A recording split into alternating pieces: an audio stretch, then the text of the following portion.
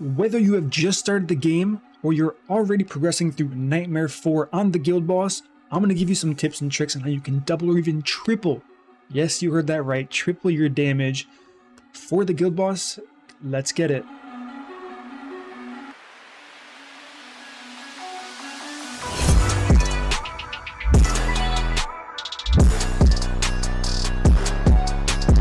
What up team, it is Murderank, and of course we are talking about the guild boss, my personal favorite part of the game, because yes, you can get the max 1 key for Nightmare 4, but it's really endless and it comes down to player skill, knowledge, how you can try to tune things to make the highest damage possible.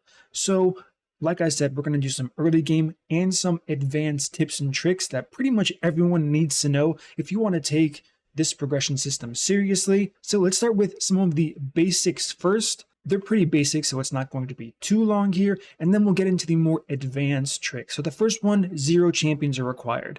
This is one of the common things that I found helped me a ton progressing, because when you think about it, the guild boss is so special because it's multi-layered progression. What does that mean? It's not just going up in difficulty. Within each difficulty, there is a shield. We all know about the shield, so let me get into it here. And what this is going to have to do with, you could actually use a rare. I'm going to be using a rare called Decimus, and you're going to see why we're going to use him soon. Not right away, because there's one point we need to get to first, but I'm going to show you what typical guild boss progression for most players should look like at the start. So you're going to go ahead. The first thing to know, this is kind of obvious and not part of the video, but I'll note it anyways, is the healer should be able to reach pretty much everybody. Like, just pretty much everyone within range here. Let's just go and place these champions down. A little bit of this, a little bit of that. Okay, we're just going to use this for now. So 2 times speed, typical progression here. We want to use cooldowns. So let's just go ahead and use cooldowns here. You got to wait for Session at the end there. So the first thing you're going to notice, if you're using someone like Dolores, if you're lucky enough to have her, you pretty much want to base all of your cooldowns around her. So if she's not ulting, you want to. So there was the first shield. I obviously destroyed it, went right through it. This is where we're going to get into the more typical types of progression. So I'm going to be popping my cooldowns like this here. All of that. And then I'm going to wait. I'm not sure if the 2 champions, being Setram and Valeria on the left, are going to be up for the next shield. This is pretty typical progression for all players. If you want to hit the DPS check for the shields, you need to make sure you have everyone's ultimate ready to be used as soon as that shield pops. So it's going to be the Dragon Roar, the Meteorite, Roar, Meteorite, then Destructive Split here. So we're going to pause it. So like I said, typical progression is you get to this point, you pop all of your ultimates here, and you pray you have enough to break this shield here. So as we can see, the bar going down here, and I'm going to have enough to break it. Now the question becomes, what if you can't break it? Well, there are a few things to do that will skyrocket your damage that some players may not know about. So the first thing is going to be, we're going to restart here, and let's say that second shield, we just can't break it. So the first and more obvious thing that we can do is going to be make sure all of our ultimates are used prior to getting that shield, because we know it's just going to one-shot our entire team here. So that's going to be the first base of action here, because if you're not going to hit it, and if you don't understand the way the shielding works for your blood score, which is on the top left here, it's going to be you get no bloods while you're damaging the shield. After the shield explodes, you get a bonus blood influx to, oh, I think my champion's going to die here. Yeah, she's going to die. So we get a bonus, and you see it sent to your blood after the shield is broken. So if you're being hard capped on progression, based on that next shield, what do? So I'm in a similar spot as I was in the past. Let's put this on 1 time speed here. Instead of holding these ultimates for the next shield, I'm going to just use them all early. Why am I using them early? You've probably figured this out. It's not going to take a genius to do this. So we're getting all of our damage in, and then when the shield happens, it's just going to one-shot our team. That's where this beautiful, rare, and many other epic champions and legendary champions that have some type of unkillable effect come in handy here. So like I said, the order of the skills are Infernal Roar, then there's going to be the Meteorite Storm, which applies a damage over time on you, and then Infernal Roar again. So I used all of my ultimates here. Now I can pretty much gain no more damage. So I'm going to place the Unkillable Champion, and I'm going to despawn my entire team. And by now, you've probably figured out exactly why I'm doing this. So we did this. Let's just throw another tank in here. Put this back on 2x speed. And here we go. So what is the point of me doing this? It's because I know I'm not going to be able to break the shield. So now I'm going to take fatal damage on these two champions. And now we just wait. Now we start placing the champions that we despawned. If you want to be specific, I kind of caught myself talking here and wasn't able to fully capitalize on everything that we're doing here. But ideally, you despawn them earlier. As soon as you use their ults the first time, despawn them, place the Unkillable Champions. Of course, you have to make sure the Unkillable doesn't proc prior to the shield, but you're not taking any damage during the shield, so you should be safe. So once we do that, we're going to start placing our other champions here and get ready for our main squad to come back. Like I said, while it may seem very, very small, this can in fact double or triple your damage. The only thing you want to make sure is the Infernal Roar hits pretty hard here. So when you're replacing your units, you got to be careful that they're not just getting one shot as soon as you place them again here. So right now we're getting all of this extra damage that we would never get before. Granted, I didn't do it fast enough and I had it on 2x speed and I'm talking, so we're straight back into the next shield here, and I don't even think I'm going to be able to break it. If you can't break the first shield, you're not going to be able to break the second shield. But if you did keep an eye on my, whatever it was, blood before, it obviously went up here. Now the same thing's going to happen. I didn't break the shield, so he's going to one-shot my team.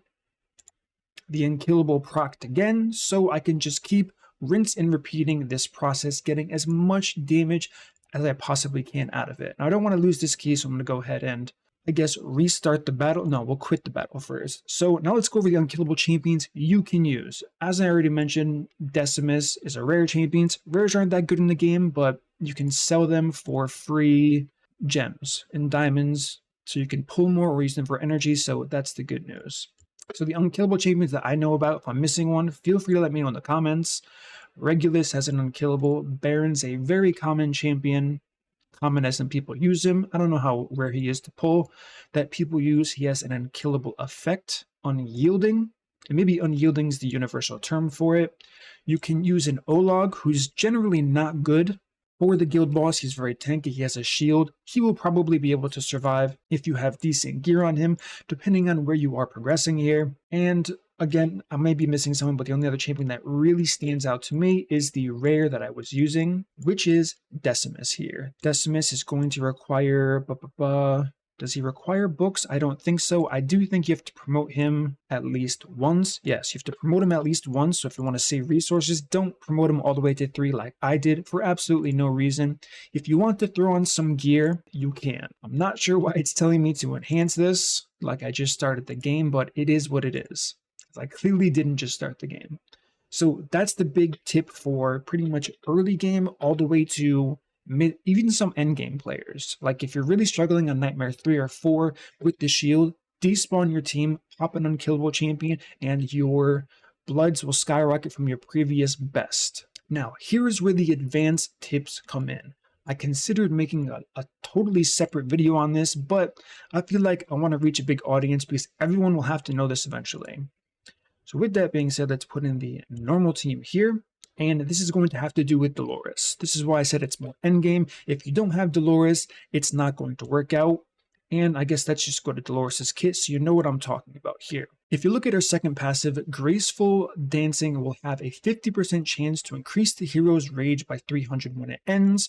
When she's awakened to A5, again, going to be hard to do, but some players already have this. It increases the chance up to 80%. Now, if you've ever noticed a variance in your guild boss team as far as the amount of bloods you get, and you're not sure why it's happening and you're using Dolores, I would bet 99.99% of you are experiencing that large variance because this is proccing. Her applying inspiration increases attack proportional to the caster's attack. While this effect is active, other buffs affecting inspiration will not take effect. This is a major attack boosting buff, and you want all damage to be inside this window here. So what am I doing that a lot of people aren't doing? I'm speed tuning is the normal term in gotchas, but we'll call it rage tuning for this game. I'm rage tuning around all of that. So let's apply the team like I typically would. All of this is good. I am doing a despawn trick with the gear set to give them additional stats. We can kind of ignore that for now. It's the invigoration buff. All right, so we have all of this. Now, if you know anything about the team I'm using, I have the Lord Araka. What Araka does is she boosts her faction significantly based on how far away they are from the guild boss. The real person to look at here is Silas. I can do over 130 million damage with my Silas with this Araka Lord bonus. Now the question is, why am I not doing that? He's doing like 110 to 115. Because I'm basing everything around arrogance, this champion here, his turn meter, because I cannot self-cast it. So I'm tuning everything around that. So I use my Silas at around 80%. I snapshot, and for those of you who don't know this, I guess this is a trick as well. It's probably a bug and like exploit, I guess, for Valeria, but if you use Eloin prior to Valeria's ultimate, you will see she gets the damage over time buff here. And I kind of already messed this up while trying to explain things, but basically, I want to align Dolores with arrogance as best as I can, because from my testing, that gives me the highest results possible. Meaning I can do 61,000 blood on Nightmare 4, which gets me the 1 key. So as we can see, I'm about 10% behind here, so I want her to line up perfectly with my arrogance. Arrogance is running out. She still has some time to go. And I have to use Setrum here. I've tested this out. So the key in what I'm talking about is every time we see Dolores start with 50% rage, that means her second passive is proccing. As soon as you see 18%, that means it's not proccing. You have to restart your run. Can be a little annoying, I guess, but if you're progressing through Guild Boss, it's fun to hit those next thresholds, and you sitting there instead of doing a 2-minute key on auto battle, making it 15 minutes of hitting retry to get the perfect RNG, it's really not that bad. So we do this. I align Dolores with arrogance again. You can see his ultimate just started going off here, and now everyone's desynced. So as I mentioned before, we do the snapshot trick, and this is kind of the key here. You can see her healing while she's technically unhealable.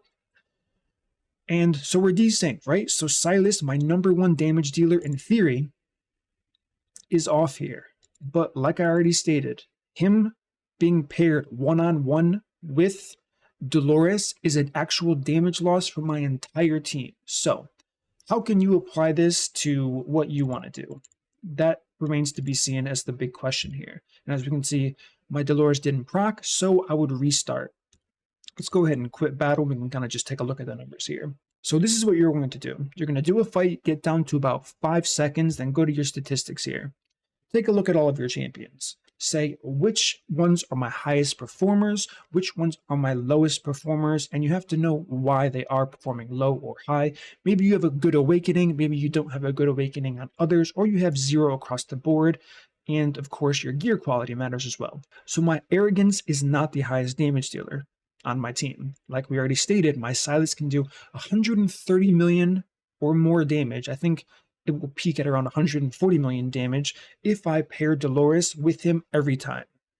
The problem is everyone else's damage drops by 10 to 15 million each. So simple math, 10, 15, 10, 15, 10, 15, 10, 15, and then Setrum only drops by around 8. Still, that is nowhere near to the amount that I gain from Silas, who normally and typically does about 110 million. So this is where you have to kind of dig deep into what your team is and figure out the best tuning. Just start champion by champion. First, go with arrogance. Pair Dolores with arrogance on a perfect ratio, 1-to-1. The way to do this that I found specifically, which I've helped clanmates and I've theory crafted with clanmates, is you build your Dolores, typical gear, stacking attack, flat attack, but you want at least 38 to 50% rage regen. I'm getting away with 34. It's slightly worse. I did sacrifice it for this ring here. We want to go to the ring I normally use, because I've just kind of been testing things as of late. Invigoration. This is the ring I normally use. As you can see, I have no flat attack on this ring, so I'm missing a decent amount of damage, but it puts me at the original rage regen I was at prior, and it was perfect. Like the perfect speed tune compared to the team I'm using, and I know not a lot of, the perfect example for this is not a lot of top teams know about this. Dark Soul knows about this. I'm assuming Idril does, because even though I have no contact with him, if I look at his champions, he knows the Dolores thing. He has the exact amount of rage regen that I found to work the best. I don't have Twin Fiend. Today I messed up a key. I was trying to test something and didn't cancel it, but I normally do 61,000 blood, and as you'll see, as someone using Araka and not Twin Fiend, the next closest to me is 55,000 from this player named Fady. So what I'm doing is definitely working very, very well. Even Deegs, I showed Deegs this rage tune, and he's the only one in the top 10 who isn't using Tauriel. And if you understand how good Tauriel's Lord bonus is, you understand that the fact that he's doing this damage with a Wrath and not a Tauriel is quite insane for sure. The next closest again is this player here, Sandoval, who's using a Wrath as well, and he is 5,000 blood below D. So this is a very, very strong rage tune. And kind of to go over the rest of my champions here, rage regen is going to be the best in slot stat for like 99% of champions for min-maxing the guild boss when you're using Dolores. If I had the 30 to 40% I wanted on Silas, even Silas's A4 will help a lot, but I'm not gonna count on pulling another Silas. I got lucky with getting 4, 5, we'll see how that goes. But if I could, I would want his rage regen at 30 to 40% to keep his uptime as high as possible. The same thing is going to apply with pretty much everyone. I want his rage regen on 40, because why 40? You might be thinking, why 40? The diminishing returns after 40 are very, very high. So Valeria, there are other tactics that I haven't shown in this video that I can get into later on how I'm doing a lot of damage with her. This was kind of a low RNG run. Normally, Arrogance is at 121 million, Silas closer to 115, Valeria 102 to 103, which is rather high for an A2 when you compare it to A5 champions that I claim made Dark Soul happen. 110, the fact that mine's doing 102. It works really, really well. So maybe for another video, I can get into what I'm doing to min-max Valeria, past that trick I already showed you with snapshotting Elowen's ult onto Valeria so she can survive pretty much right away. So the final step in min-maxing, after everything I told you, I understand it's a lot of information here. The final step is there's going to be a desync no matter what. It's impossible to not have a desync because of how strong Dolores is going to be. So the way to approach a desync is going to be the following.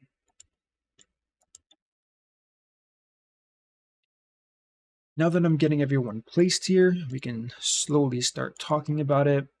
So, and this has to do with the intro here. So I'm going to be using Silas specifically before 85% on Dolores. This is going to give me the highest uptime inside Dolores' Invigoration.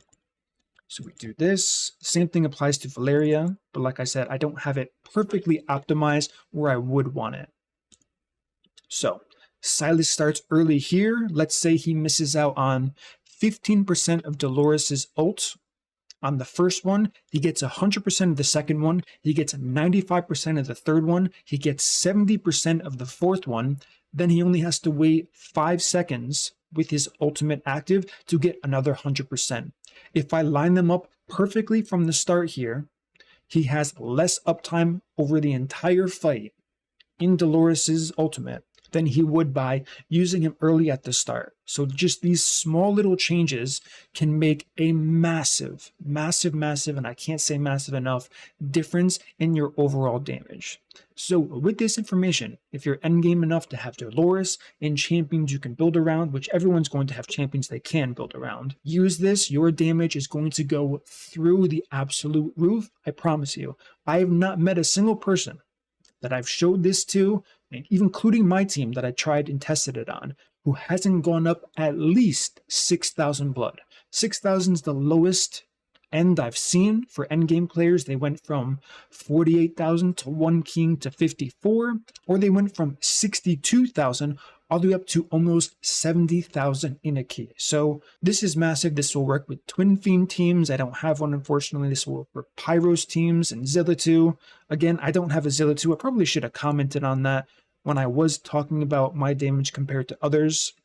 A lot of people, when I first talked about it, thought I was joking when I was saying my goal was to get a 1 key without Zilitu. And I mean, you can kind of look at the list here. Zilitu is doing insane damage, 145 mil, 160 mil for my clanmate, absolute monster, 118 mil. So not having a champion like that, people were like, there's no way you're going to 1 key. And since then, I've kind of moved past to going all the way up to 60,000 and beyond blood here. So it's definitely possible without a Zilitu. You do not need a Zilitu.